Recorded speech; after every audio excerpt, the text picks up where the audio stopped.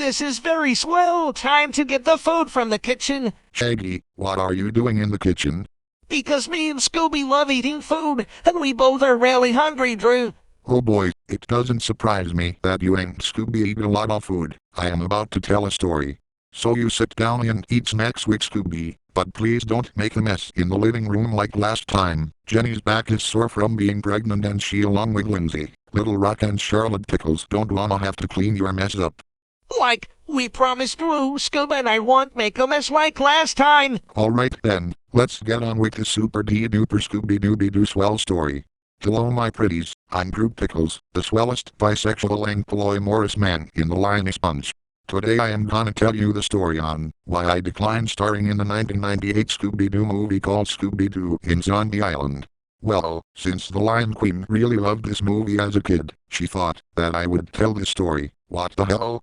I just broke the fourth wall, but oh well, it's not like no one gives a shit about it anymore, as it is common in these videos I do. If you wanna know why I declined starring in Scooby-Doo in Zombie Island, well calm down you sons of bitches, I was just getting to that point. Now I don't mean to call you all that, it is just a joke vibe, as I say these things. God damn it, broke the fourth wall yet again.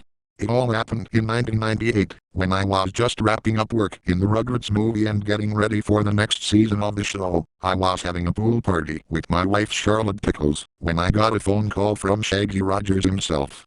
He said that he along with Mystery Inc. have a new movie coming out that will involve zombies, to which I find it very super swell. So I was contacted by the directors in an interview with the director, Jim Stenstrom, on what made me interested in the movie. Well you see Jim, I have been friends with Mystery Inc. for a very long time, and Shaggy alerted me about this upcoming movie. Will there be any issues if I start in this movie as well as my wife? As I said this, Jim Stenstrom would say that he would have no problem on that, seeing that we just finished working on the Rugrats movie, to which it is super swell. But however, I did suggest to Jim Stenstrom if I could suggest some changes to make the movie sweller, to which he said to me to let all of my crazy swell ideas to this movie. Well, for the beginning of the movie, I will be with Scooby and the gang solving the mystery of the Moat Monster. However, instead of the Moat Monster, it would be us solving a mystery about why the Pube Muppet wants to gain his own satisfaction, to which he will never get it. As we do that, Shaggy and Scooby would catch him and send him back to the Barney Bunch universe, where he belongs. Also the part where the gang end up going their separate ways after becoming bored of mystery solving, because culprits are always people in costumes. Well, that scene wouldn't be in the movie, as it would just have us film movies and shows. Even Fred and Daphne would be in some X-rated movies. I don't know why they would be in those, but they are adults in this movie for your information. The next scene, where we all get together to Daphne's birthday, will be more sweller, plus this will contain some swellness in this part. In Daphne's birthday we will head inside Daphne's house to have a swell party. Even Charlotte and I were enjoying ourselves in the party. This next part will contain Fred and Daphne going at it in Daphne's bedroom, to which me and Charlotte followed them up there so me and Charlotte can go at it with them to have a swell fun time. It'll soon sound like this is sounding like I've gone insane. Daphne and Fred sitting in a tree.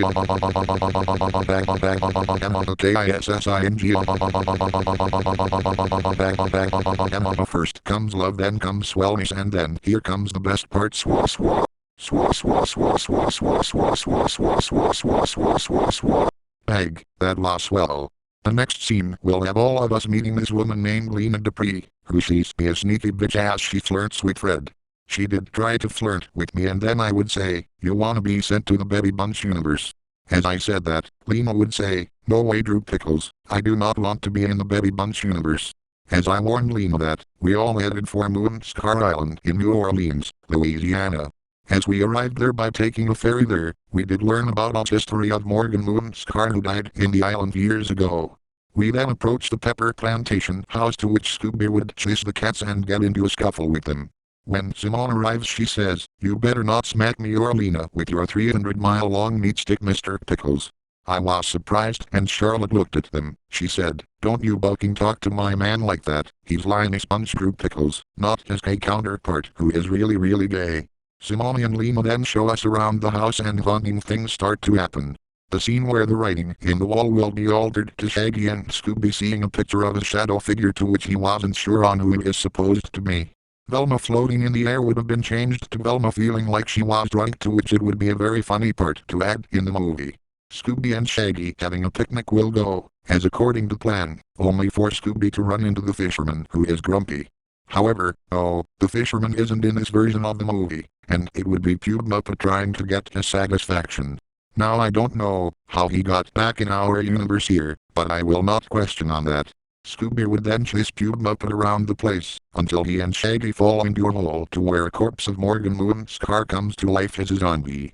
Shaggy and Scooby would run away like cowards and bumps into Bo, to which he would be replaced by none other than Rabbit from Winnie the Pooh. He would say that they are worse than Tigger when it comes to ruining the garden. When Mystery Inc. along with me and Charlotte asked Shaggy and Scooby-Doo on why the poke is going on out here, Rabbit would get up, as he grumbled and walked away. Then Simone offered us to stay in the plantation house for the night. We all were in our rooms, when Scooby hears a deep laugh that sounded like fa fa fa fa fa fa fa. He was confused in who it was, to which Shaggy said that he had no idea, as we ran into the Pube Muppet but lost him. When we all have dinner in the plantation house, it will be very swell with some food from home, to which it was super swell.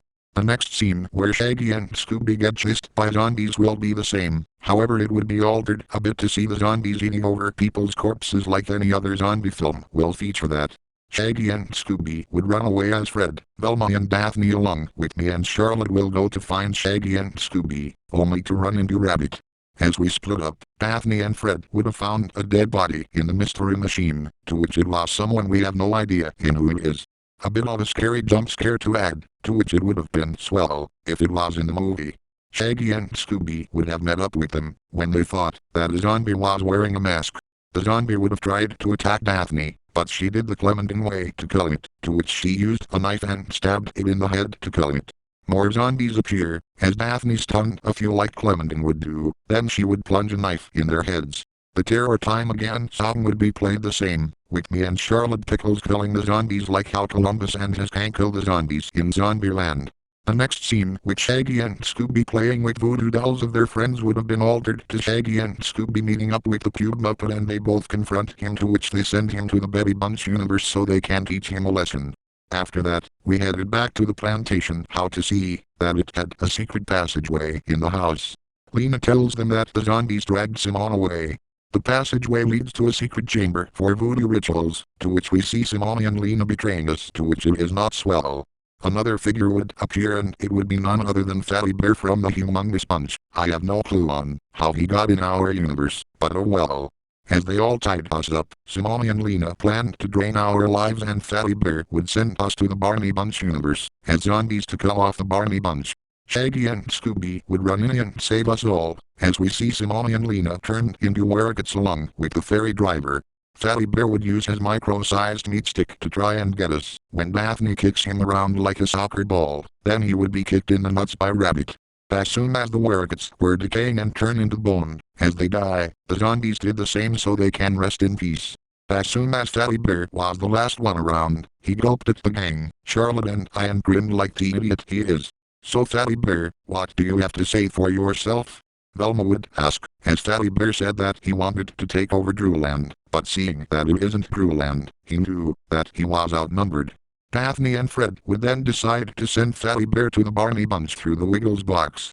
The Wiggles would teach Fatty Bear a lesson in trying to piss us off like Fatty Bear will regret this big time. We all start laughing at the fact that Fatty Bear is getting his just desserts. Now for the big finish like swa swa swa swa swa swa swa swa swa swa swa. Bag, that was swell. The ending of the movie would be the same, and that is how I tell Jim Stenstrom on how the movie should be played out. However, Jim was shocked and shook his head while face-palming. Well, I can't say that the concept sounds interesting. I will have to decline it, Mr. Pickles, as this movie is supposed to be PG and that it would be an R-rated movie and that the Scooby-Doo movie is for kids. As he said that, I was pissed off but held in my anger, as I don't want to blow up the studio or get banned from it.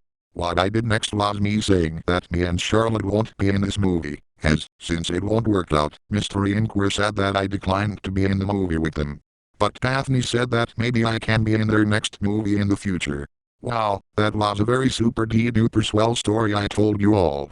Now don't worry about Fatty Bear, he will think twice before trying anything with us again. Drew, gotta tell you something, like it isn't very swell. Shaggy, what is it now? Scooby, then I got hungry so much that we both ate your whole fridge of food. Godfather freaking damn it Shaggy, why did you and Scooby eat all of the food in our fridge? You are lucky that me and Charlotte are going grocery shopping tomorrow, but you owe us money for all the food you and Scooby ate in the fridge. We're both sorry, Drew. Scoob and I were afraid that you'll get really pissed off at us, like to get that angry with Barney a couple of times. It's alright Shaggy, I know you and Scooby didn't mean it, as Barney has done this too. Well, I guess this concludes this video my pretties. I hope you have a swell day and stay as swell as you can.